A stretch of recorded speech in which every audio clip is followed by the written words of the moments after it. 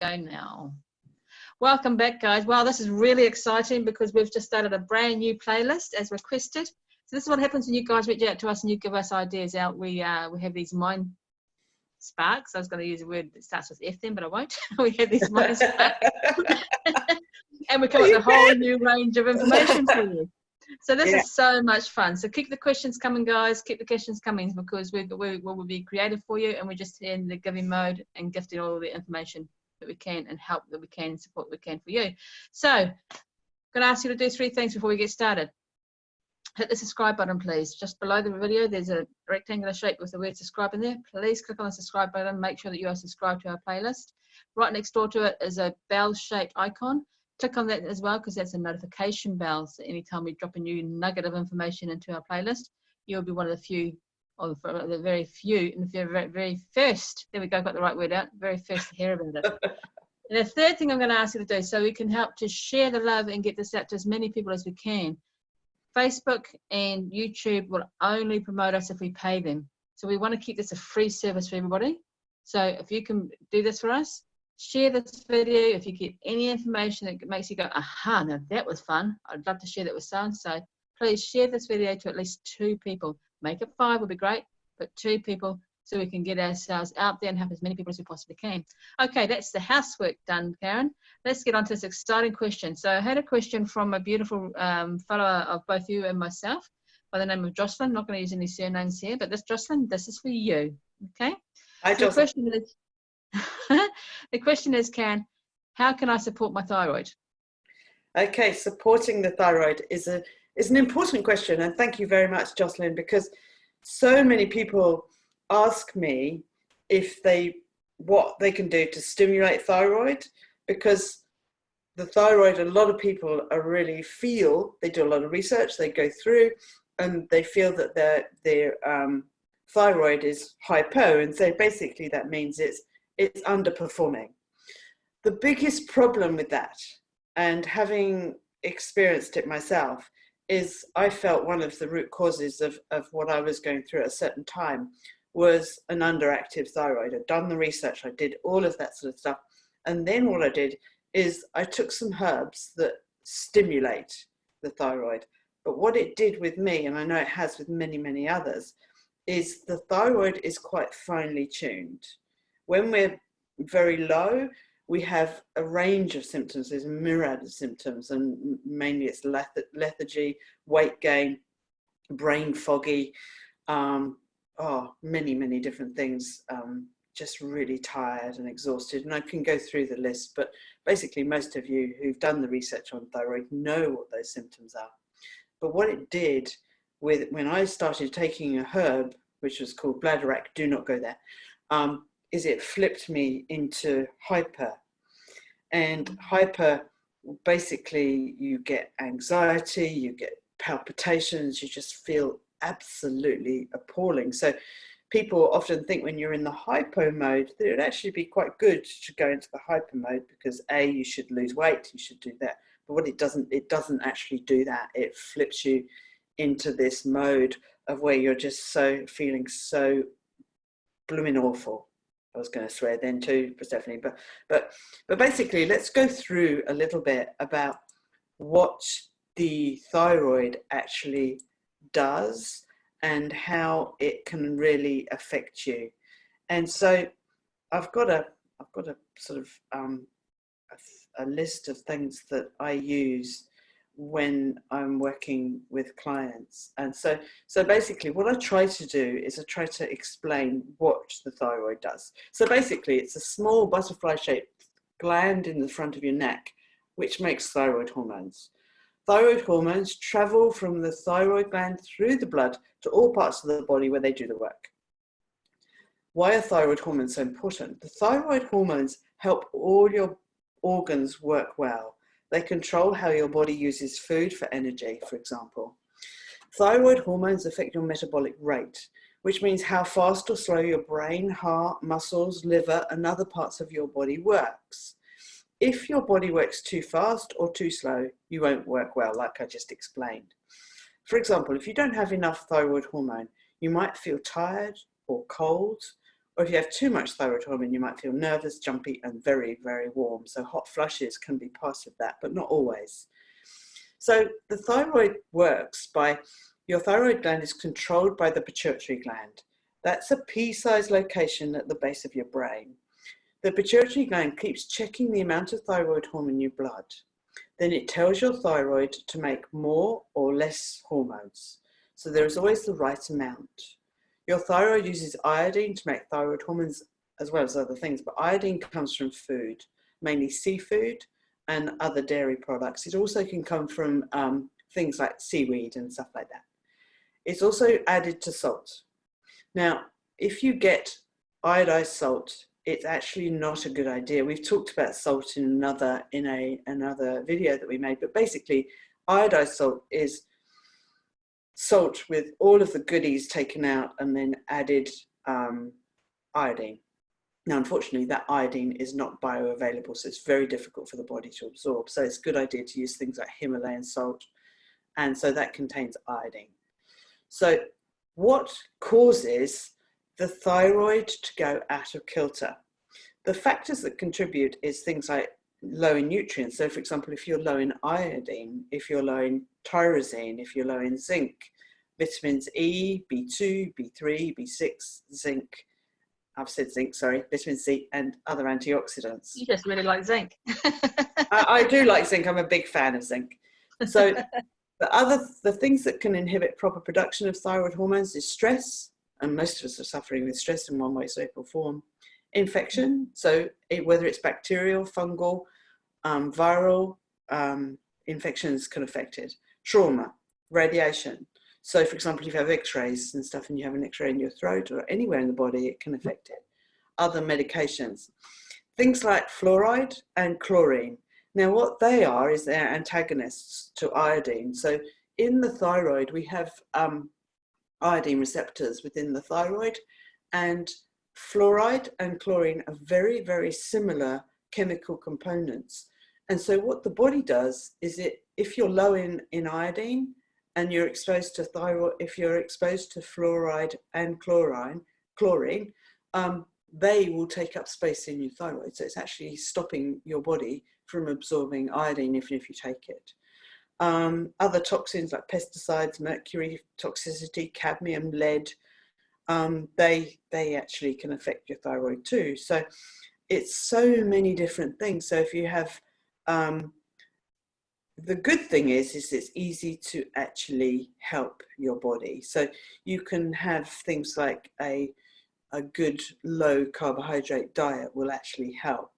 And I'm going to come to solutions and things. And so if you're low in selenium, for example, it actually prevents the conversion of T4 hormone to T3. Now, T4 is our inactive form of thyroid hormone. T3 is your active form. We create in the thyroid mainly T4, and then those things that are affecting our hormones, so the stress, for example, or the nutritional deficiencies and things, they then can stop the conversion into T3. Now, T3 is your active form, and that goes into the cells, which fires up the mitochondria in the cell, and that basically in turn will give you energy. So if you don't have selenium, for example, which we need to convert T4 to T3, and that mainly gets done in the liver. And so if you have low liver function, or if you're actually low in selenium, that can stop you from converting T4 to T3. Now, if you're taking medication for thyroid, really do take selenium along with it, because the thyroid medications mainly are T4. And so you need selenium to convert. And that's why so many people, they're on thyroid medication, but they're not feeling any benefits. That simple little nutritional can be added to your, and it can make the world of difference. And so, am I right in thinking that selenium is not naturally occurring in New Zealand soil? Is it selenium missing? Selenium is very low in New Zealand soil. And so you can, if you wanted to, supplement with Brazil nuts are very high, but the biggest problem with that is if your digestive capacity isn't very good and you're not absorbing terribly well, you won't know how much you're having. So I normally recommend clinicians do zinc drops, and it's only 3 drops a day that you have to take. And that can make a difference, can make a big difference to whether you're feeling good. Okay. So here's a few symptoms of the underactive thyroid. So feeling tired, feeling cold, even when everyone else around you is feeling comfortable or warm, have a slow heart rate and dry skin, being constipated, hair falling out, especially on the edge of the eyebrows. So if your eyebrows are thinning on the edge, then and your hair is falling out by clump, more than 100 hairs a day, you have to look at that. If you're gaining weight, even if you're not eating more, or even if you're exercising, then it's likely to be thyroid. Now, it can be adrenals too, so it's a very fine line. And so consequently, there's lots and lots of things that having an overactive thyroid is feeling nervous, irritable, having trouble to concentrate, feeling too warm, having a fast heart rate and getting diarrhea, having trouble sleeping, losing weight without trying. Now, a hyperthyroid doesn't necessarily mean you're going to have all of those. Very often I have clients who have hyperthyroid, but they're putting on weight. So it's a very, very fine line, really. So basically, we're sort of like, I can go on and on about this because there's all sorts of things going on within the hypothalamus, the pituitary, and all sorts of other things. But the things that are really, really useful to help people who have a low or hyperthyroid there's a few things. So an antioxidant called glutathione is really useful. So glutathione is an antioxidant, and as we naturally produce glutathione mainly within our liver. And what's magical about glutathione, it's a recycling antioxidant. So basically what that means is your body creates glutathione, and what that helps to do is to recycle all the other antioxidants that you take. And so it's just an amazing tool. Now, as we mature, I'm not going to use the O word, as we mature, our levels of glutathione get depleted because of lifestyle and all sorts of stuff. And if you drink a lot, or if you're exposed to lots of chemicals and that sort of thing, that can lower the amount of glutathione. However, there is a few things you can do to stimulate your own glutathione levels. You can get glutathione supplements, but what I found is they don't work terribly well. So there's a few things. So if you look at herbs, for example, milk thistle. Milk thistle helps your body to produce more glutathione. And sulfur foods, for example, can help your body produce more glutathione. So that's the broccoli, the Brussels sprouts, cabbage, cauliflower, collard greens, kale, mustard greens, radish, turnips, watercress. So they're very, very good for helping to produce more glutathione, as is asparagus, curry spices. So turmeric is so useful because it can help with that, amongst all the other things that it does too. Avocado, broccoli, grapefruit, oranges, etc., etc., etc. There's so many. You can do some research into this.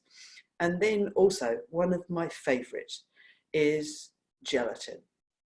Gelatin can really, really help your body to make more glutathione, as well as it has huge benefits for hair, skin, nails, bones, good for digestion and everything else. But I would recommend beef bone gelatin only, and grass-fed beef bone gelatin.